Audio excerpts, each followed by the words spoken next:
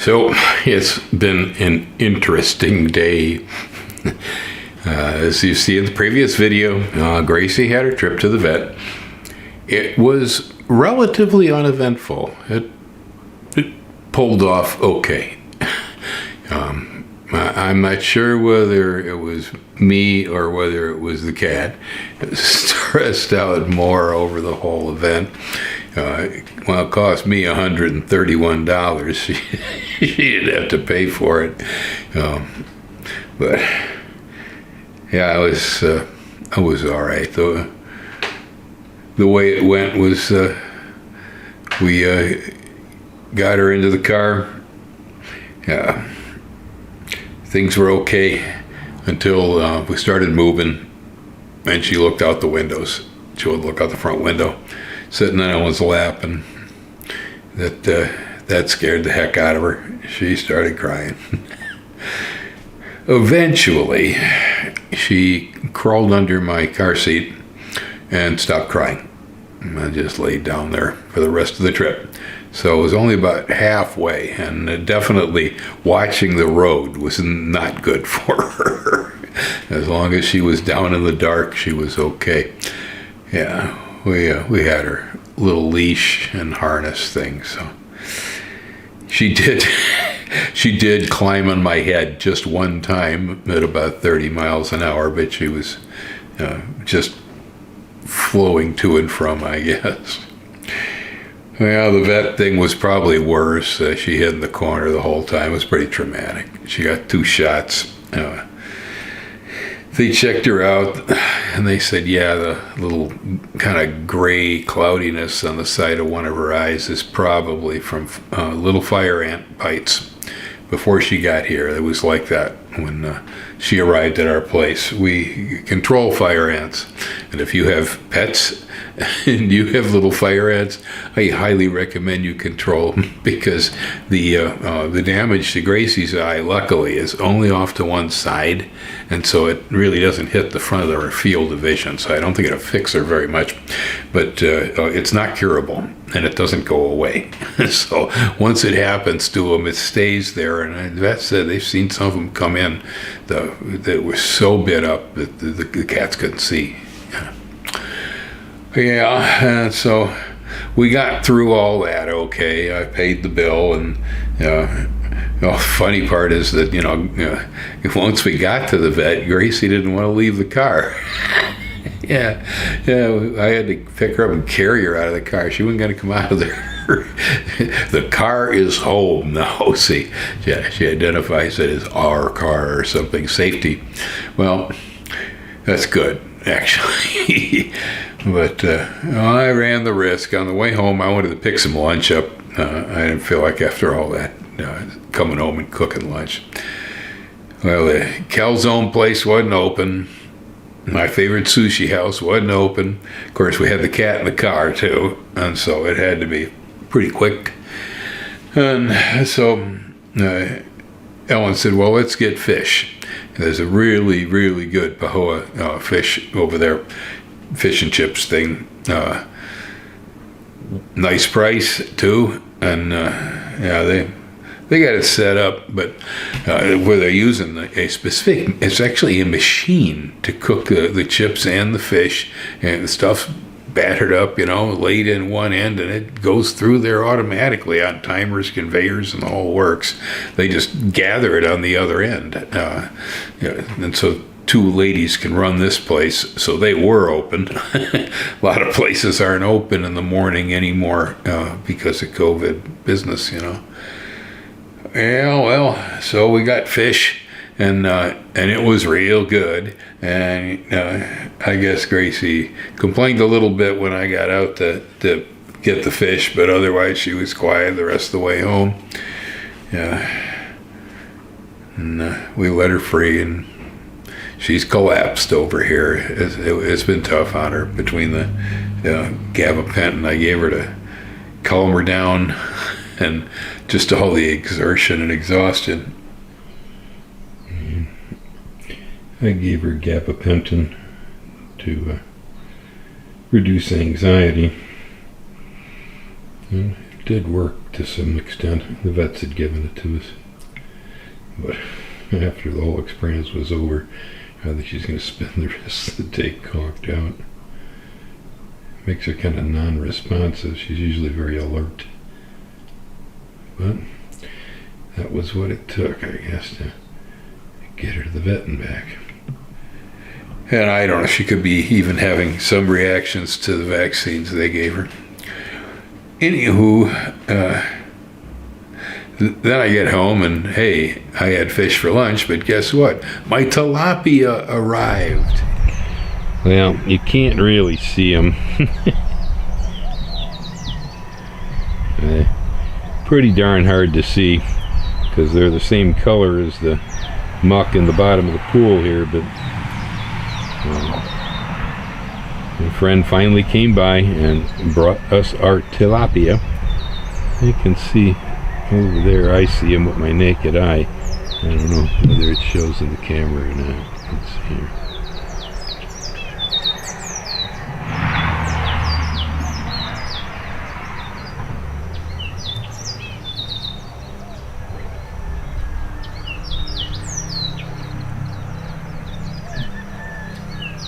Yes, the tilapia are here.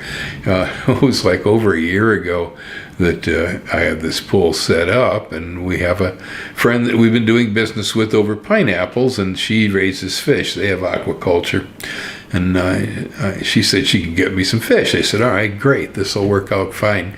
Well, she did. When they were changing some pools around, she captured a whole bunch of them, and she was going to bring them over. Well, we were in a drought spell, hadn't had hardly a drop of rain for 3 weeks. I didn't have any water in my new pool. It was empty. I said, I can't take the fish.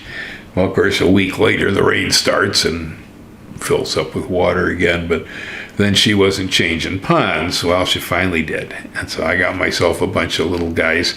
Some of them are, I don't know, quarter size, $half size. I got a few little bit bigger ones than that, and I see in there they're impossible to see in the pool. That's for sure. This should be pretty interesting because that tank Gracie has dedicated it has her water bowl. Yeah, it's catchment water from the roof, so it's good, clean water, and so we let her drink from it. But she insists it's the best water around. I mean, we give her a bowl here in the house. She'll use it and a little bit, but now she'll go out there. She'll drink for 5-10 minutes. That water's so good. It loves the taste of the roof, I guess. I don't know. Anyway. Yeah, so when she goes out to get herself a drink and realizes there are things swimming around in her drinking water, this should be interesting to see what happens. Yeah. So far, the only other thing we had out here was dragonfly. Yeah, dragonfly nymphs. We had the adults, and then the nymphs, the halgramites, who were in the pond. They really like the pool with the water plants. Because the dragonfly adults have some process, whether it's in the mating or whatever it is, where they like to sit on rushes. They'll be up on tules and cattails and things like that. It's grassy things that stick up out of ponds. They like that.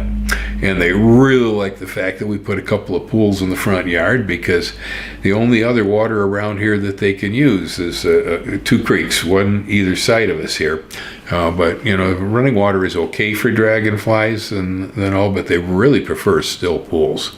And so these 2 still pools are, well, just dragonfly heaven. Yeah. Oh, and then the lady that brought us our fish, she has a mystery going on. She has no external water sources, connected to the ponds. It's totally catchment and all this. No creeks or anything like that run in there. She has forever only had her own tilapia that have been breeding there. She got them years ago, and they haven't added any new fish because they get more than they need all the time. Well, she said, I don't know where they came from, but I got minnows that showed up in my pond. And, I'm thinking mosquito fish. That's what I'm thinking. The ones in California, we used them in every bucket of water around town because they would eat the larvae. You know, they're real good at even eating ants. They'll jump out of a pool and get an ant. Carnivorous little things. But that's what I thought she was talking about. But then she pulled out her phone and shows us a picture. And boy, I don't know. I'm pretty sure from that cell phone picture, those were guppies. Yeah, you know, and rainbow guppies too. The ones with the pretty rainbow colors on them. They were quite attractive little minnows. I said, darn, you know, she said, well, maybe I should take them to the pet store. Well, maybe. The more interesting part of the story, though, is how did the guppies get there? Yeah, I told her, feed of ducks. You know, this is one of my longtime musical associates, Greg Walsh. Greg Walsh once wrote a song on that line, on the feet of ducks. Now, I had given him the line, but Greg gave me the song. And it's true that, you know, you'll have a remote body of water where there's just no way that fish could show up there because they swim. You know, they can't go overland unless they're walking catfish or something. So how do fish get in these remote bodies? Well, it's the feet of ducks. If you got a duck that sets down in a body of water where there's you know, fish, and it could be any aquatic bird, doesn't matter, you know. But then they pick up a little tad of seaweed on their foot when they get up, and there might be fish eggs embedded in that seaweed, and so then they fly over to another pool somewhere with no connection that didn't have any fish, and well, voila, there's nature that abounds, and it's spreading itself and being fruitful. Yeah, this does happen. Yeah, life gets around, man. I know that's always for me, an odd question when somebody gets a certain weed in their garden or they have a certain bug or something like this, and they'll go, but how did it get there? You know, like, what, your yard's a vacuum or something? You know, it's like you live in outer space. Everything gets everywhere. This is Earth. Stuff moves on water, it goes on the wind, it moves on the feet of ducks, you know. That's I almost never ask that question. Occasionally, the last time, it was a Spanish needle. I think in the Midwest they call this thing stick tights. That's what they call it in Wisconsin. Here they call it Spanish needle. It's a little composite weed. You know, it's in the sunflower family, sorta. It's got little teeny-weeny yellow sunflowery-looking flowers on it, but it produces a seed that has a needle on the end of it that just hooks in everything. Gets in your socks. You get hundreds of them in your socks, you know, walking through these. They're really obnoxious. They get all over the dog, all over the cats, you know. Yeah, the last time I asked myself, how did this get here, I knew that one of my buddies had Spanish needle over on his place. And then after he came over here to visit one day, I suddenly noticed in the driveway where the tire tracks go, Spanish needle popping up. It took me a while. I caught it before it became a full-scale invasion, and I did remove it. I do not have Spanish needle anymore, and I know where it came from, too. It came off a clump of mud on some truck tires from one of my friends. Your friends will bring you all kinds of weeds. You best hope it's the one you smoke.